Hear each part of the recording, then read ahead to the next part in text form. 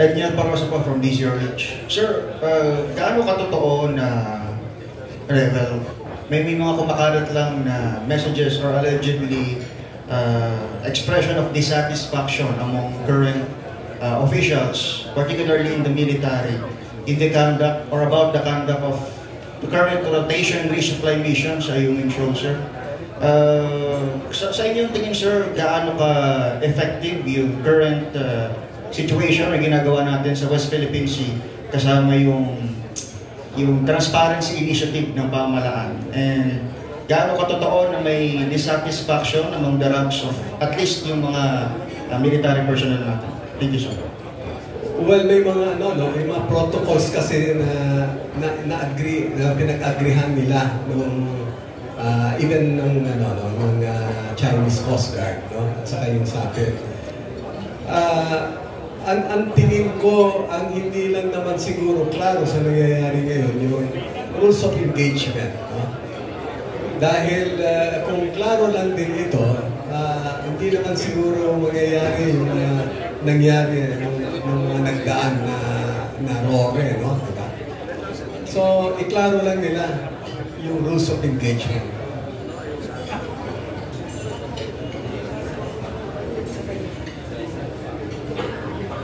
Follow-up lang, sir. May binanggit ka na may protocol, sir, na pinag-uusapan. Being the former commander of the Westcom, sir, pwede bang ma-expound sa amin, sir, ano ba yung protocols na to na dapat sinusunod ng tauhan natin at even yung Chinese counterparts sa dagat? Well, I'm not really privy to this, no? Pero ang tingin ko, dahil Coast Guard yung nagagamit nila dati previously, di ba? Then siguro, baka ganun nga yung ano nila, no? Dapat Coast Guard yung nag-escort, no? Sir, dun sa tanong ko kanina sa part about sa dissatisfaction ng ilang mga official, may ganun ba, sir, among the ranks na yan, sa diskarte ng current officials natin sa DND at AFP? I cannot really speculate on that. Thank you, sir.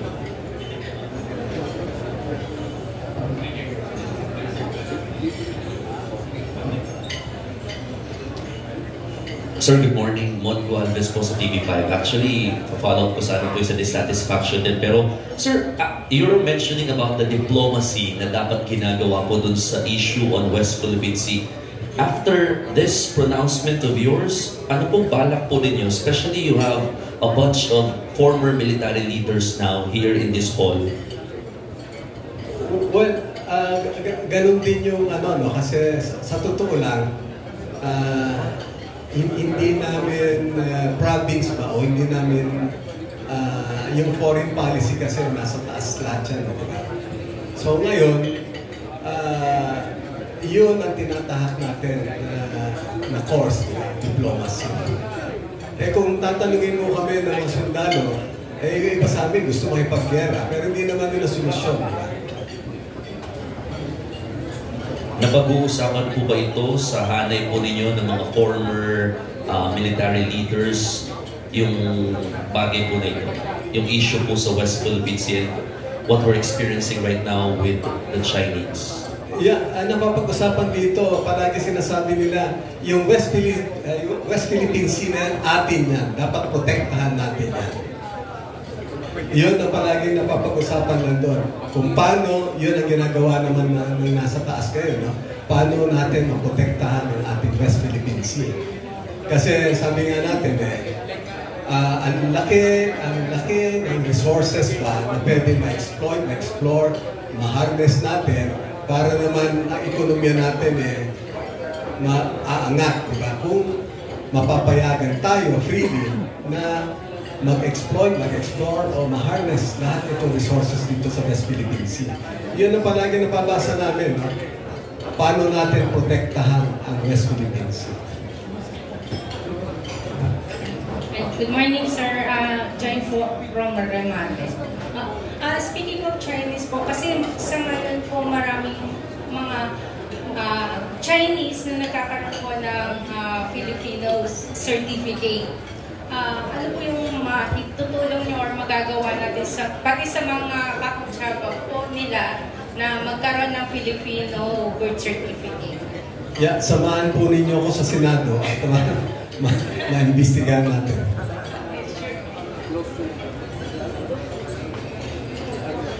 Meron pa po bang may tanong?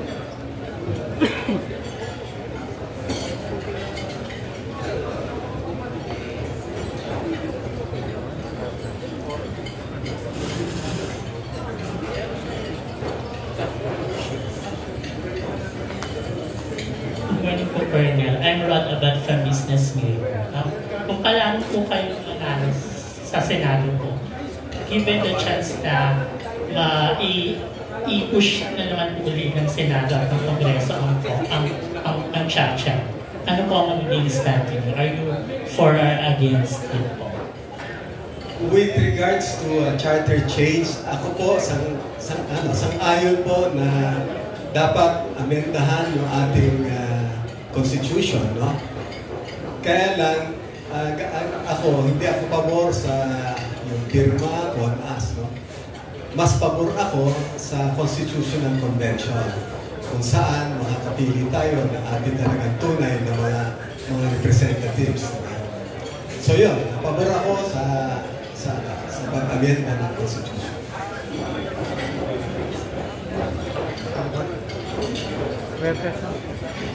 Hi sir, good afternoon. I'm asking for informal settler po. May plano po ba kayo? Kasama po ba ito sa magiging plataforma nyo yung mga informal settler natin? Kasi marami po akong napapansin, kada biyahe ko, may mga informal settler pa rin na bumabalik dun sa mga dati nilang pwesto. Kahit na nabibigyan sila ng mga pabahay. Ang sa akin po dyan, ang solusyon dyan, yung malalaking kumpanya ba? Magtayo sila ng mga planta all over the country, no? Mga industrial hubs para maiwasan itong mga informal settlers. Kasi yan din na nagiging problema natin. Pag nagdagsaan dito, karamihan naghahanap din ng mga trabaho yan. Nagdudulot ng traffic, nagdudulot, ang daming problema na dinudulot. So ang solusyon na nakikita ko dyan, dapat lahat, no? Itong malalaking kumpanya, magtayo sila ng mga industrial hubs all over the country para naman maibsan, no? Even itong sinasabi nila na mga mass-based ba ng mga insurgents. Pag may mga trabaho na doon sa mga kanayunan, nawawala naman yung kanilang mga supporters na dahil may livelihood na. Ganun din yung informal settlers natin, karamihan dyan, pumunta dito para maghanap ng trabaho. Sir, balik ulit po ako, Jimmy Mendoza. Ito po, sir. Sir, nais ko lang po sa inyong pabagay. Dito po sa ating bansa ay sentro ng baksakan ng droga. Kung matatandaan niyo po, ilang toneladang droga ang nahuli sa Alitagtag, Batangas. At nasundan po ulit sa Tagaytay. At nasundan po ulit na kilo-kilo ang nakuha sa Santiago, sa Ilocos Sur. Ito lang nakaraang linggo. Sir, kung kayo po ang tatanungin at manalo bilang senador at po bilang senador, papabaw kayo na may balikang bitay sa mga heinous crime katulad ng mga nahuhuli ng Philippine Drug Enforcement Agency at ng Philippine Drug Enforcement Group ng PNP. Kasi po ngayon, mukhang sentro na naman ng Pilipinas dahil mag-eleksyon ng baksakan ng droga. Meron po mga politician na involved din po dyan, pero hindi po nahuhuli. At maganda rin po ang tinatrabaho ng PDEA sa ngayon, ngunit mabigat po yung kinakarap ng ating bansa. Kasi yung bitay po, kailangan, ako nga po tatanungin yun bilang reporter, gusto ko po mabalik yung bitay na para hindi na po tayo baksakan ng droga sa Pilipinas. Yeah, ako para at least alam ninyo kung saan ako nagagaling. Ako kasi 2 beses na kulong. 2 beses na bigyan na amnesty. So, sa akin, no, yung pagpataw ng death penalty, for example,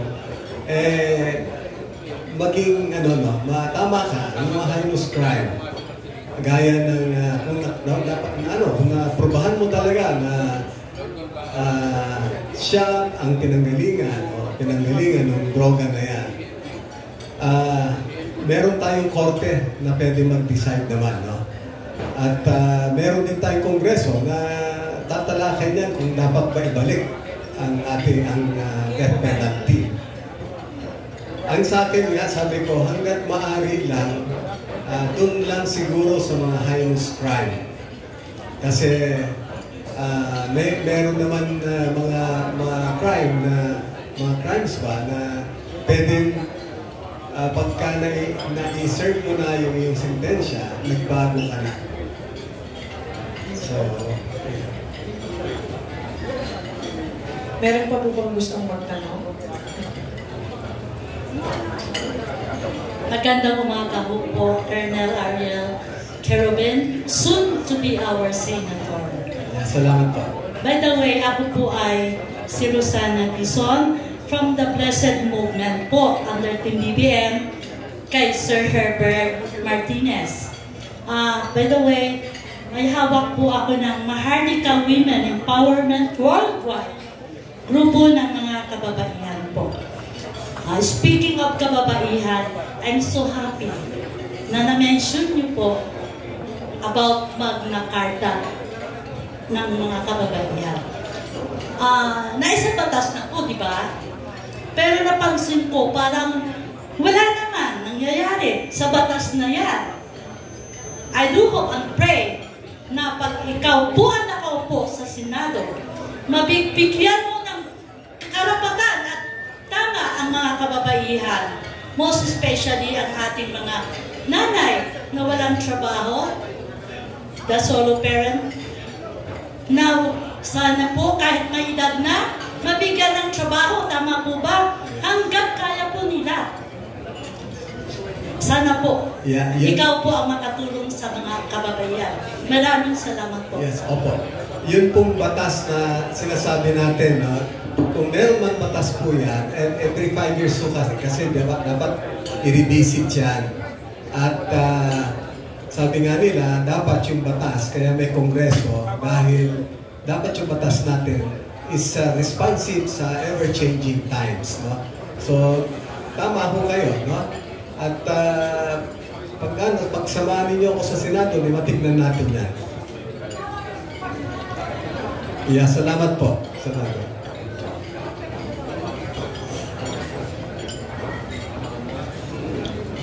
Sir, Lep Castillo, Bravo News.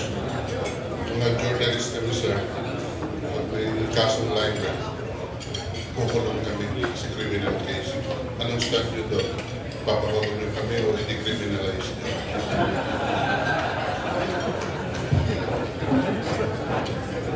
Ito ba yung libel?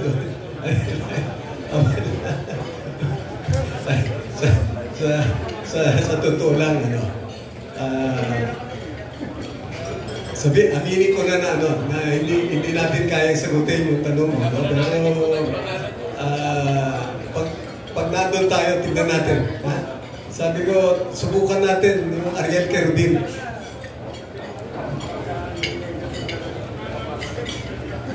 Sir, we'll go down to the last 2 questions and then we can have single interviews po.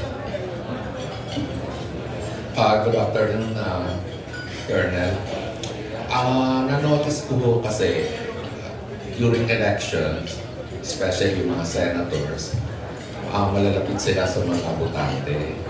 Now, once they win, like yung senators na, ang hirap naman nilang ma-reach. Now, we went to the Senate at gusto namin ma-interview o kaya makausap yung senator. So, laging sinasabi ng mga staff nila, sorry sir, PCO. Then there are so many people na pupunta sa offices nila, hindi rin nila nakakausap yung mga senators. Now, in case na manalo kayo, will you be reachable for the people? Hindi katulad ng mga senators natin ngayon na ang hirap hagilapin, na available lang sila ngayon uli sa mga people kapag ka-election. Alam po ninyo, yung aking track record naman for being consistent. No? Hindi ho nagbago. Kung paano po tayo naninindigan para sa mga api, para sa mga tao, nangangailangan ng ating tulong, hindi naman po tayo nagbago sa ating mga posisyon. Pagdating ho ng ganyan na maaabot ba kami o pag naandun na sa Senado, siyempre ho, di ba? Madali na naman ho na paunlakan kung ano yung hinaing ninyo. Okay, for our last question. Sir, I learned that you have 67 hits from the bottom. How did you get this po and why until now you still alive? Ayan. Alam po ninyo, yan po yung palaging sinasabi ko pagka tinatanong nila bakit daw buhay pa tayo samantalang nung tinamaan tayo, I had 67 wounds. No? Shrapnel wounds. Kung saan yung pancreas natin sumabog, yung portion ng left lobe ng liver, binawasan. At 6 feet sa small intestines ko, binawasan din. Magpaumanhin lang po ako doon sa mga kumakain, pero pagka tinatanong po ako dito, ano po ang dadalhin ko sa Senado? Yan. Ang dala-dala ko po, papakita ko sa inyo.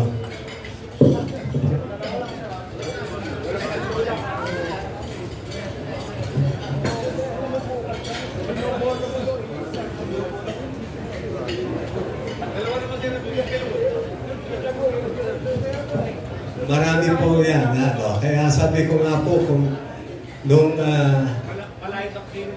kung kinaya ko na tumanggap ng ganito karaming sugat, 67. Alam po ninyo, sa pagmamahal ko sa bayan, mas tatanggap pa ako ng mas maraming bala para sa taong bayan, para sa pagmamahal natin sa bansa.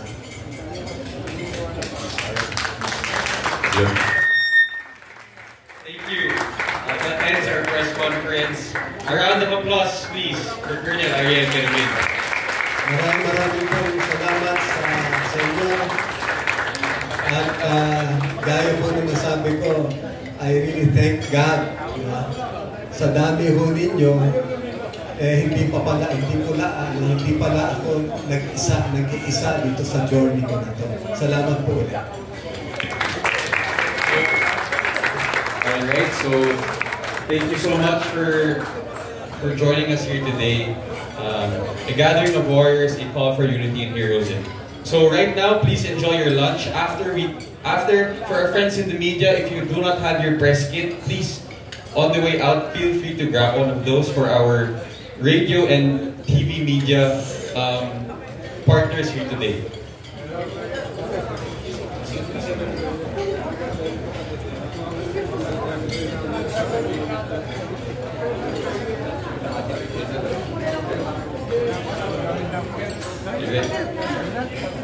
We'll open the floor for one-on-one interviews later and for group pictures.